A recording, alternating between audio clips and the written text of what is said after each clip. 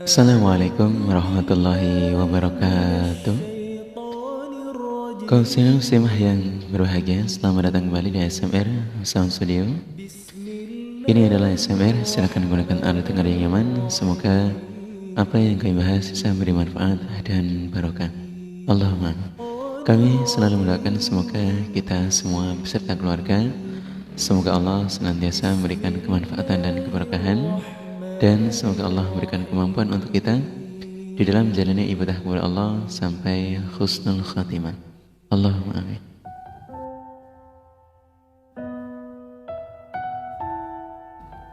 Bismillahirrahmanirrahim. Kita lanjutkan bahasan kita tentang Asmaul Husna.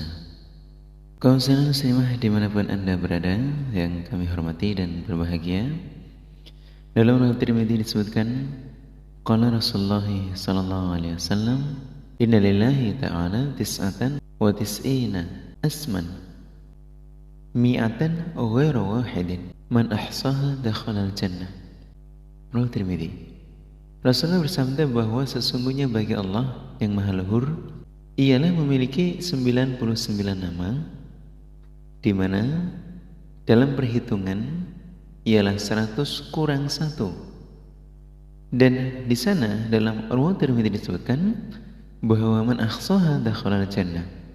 Barang siapa yang menjaga terhadap 99 nama-namanya Allah, maka Allah akan memasukkan seseorang tersebut ke dalam surga. Mari kita bahas lebih detail tentang jaminan ini. Di sini Rasulullah memberikan kabar bahwa Allah mempunyai nama sebanyak 99. Barang siapa yang menjaga, maka dia bisa masuk ke dalam surganya Allah. Sedangkan dalam ayatnya tadi, walillahil asmaul husna, bahwa nama-nama Allah itu tidak ada batasnya. Kemudian di sini dalam riwayat Tirmidzi disebutkan membatasi 99 nama ini, artinya terjemahnya tidak ta'arud, karena 99 nama ini yang dihubungkan dengan man ahsaha dakhalal jannah.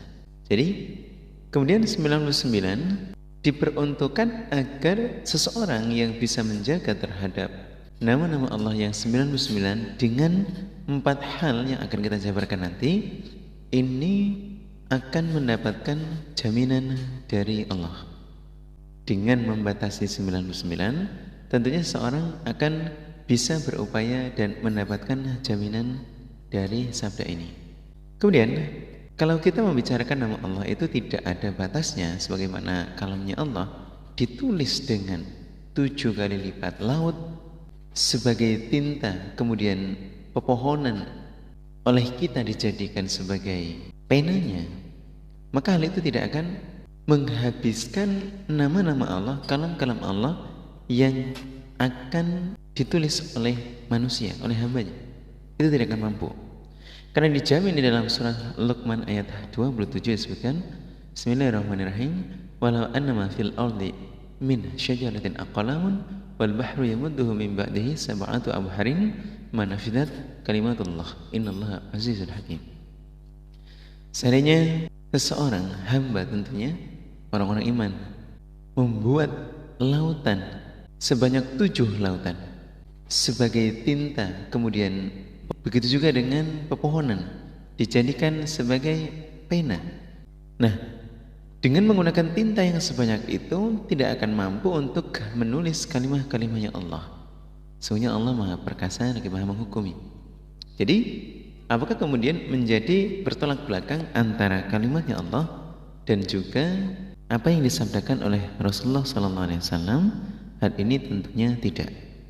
99 nama Allah yang disampaikan oleh Rasulullah itu dimaksudkan agar kalau bisa menjaga dengan mengerjakan 4 hal, maka seseorang yang kemudian bisa menjaga praktek dari ibadah, menghafalkan ataupun mengetahui, berdoa dan beramal dengan menggunakan 99 ini akan dijamin surga oleh Allah.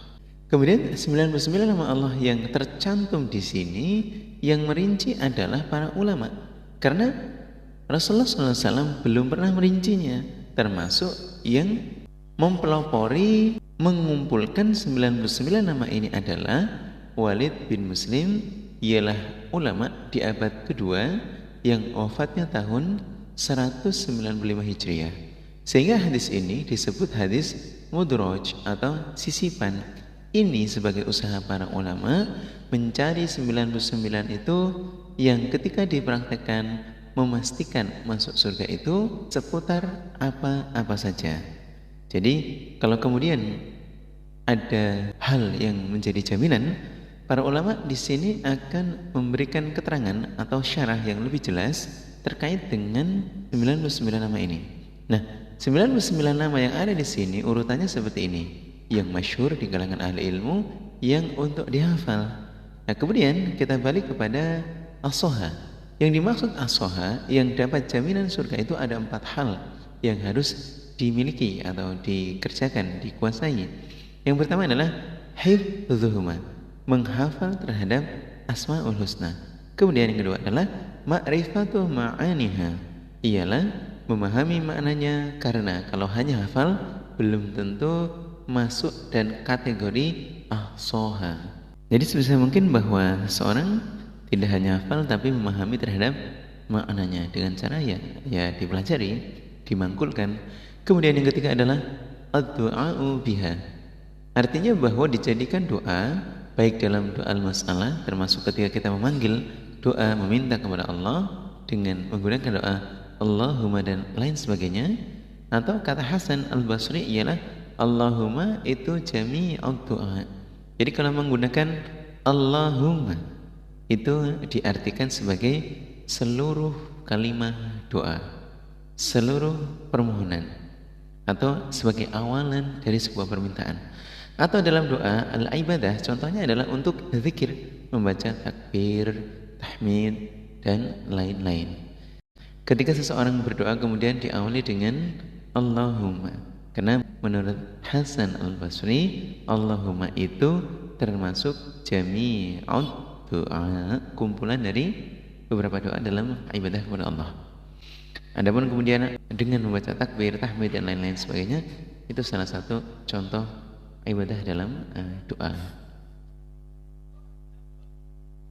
Kemudian yang keempat adalah al-amalu bima qad dhoha, artinya bahwa nama-nama itu harus membekas dalam hatinya. Ada implementasinya, mengamalkan dari nama-nama itu dalam kehidupan sehari-hari. Jadi karena telah menghafal, karena telah tahu dan membuat atau menggunakan kalimat itu untuk doa, sehingga apa yang dibaca itu juga membekas di dalam hati, tidak hanya di mulut saja, bahkan dalam kehidupan sehari-hari implementasi dari makna-makna itu bisa kita rasakan, terjemahnya, artinya dan penghayatannya. Contoh ketika kita menyadari bahwa Allah Maha melihat, maka di situ harus ada sifat muraqabah, artinya merasa selalu diawasi, sehingga ya kita malu untuk melakukan maksiat dan sebagai hambanya. Nah, dalam sebuah riwayat bahwa seseorang yang kemudian hidup dan dia tinggal di buminya Allah, ibadah dengan menggunakan rezekinya Allah, namun kalau kemudian dia maksiat kepada Allah, itu dipertanyakan oleh para sahabat, oleh para nabi di zaman dahulu. Bagaimana kalian bisa menentang kepada Allah? Bagaimana kalian bisa melanggar terhadap hukum-hukumnya Allah, tidak mau ibadah kepada Allah, sedangkan yang kita makan adalah rezeki dari Allah semua. Alhamdulillah, jazakumullah khairan.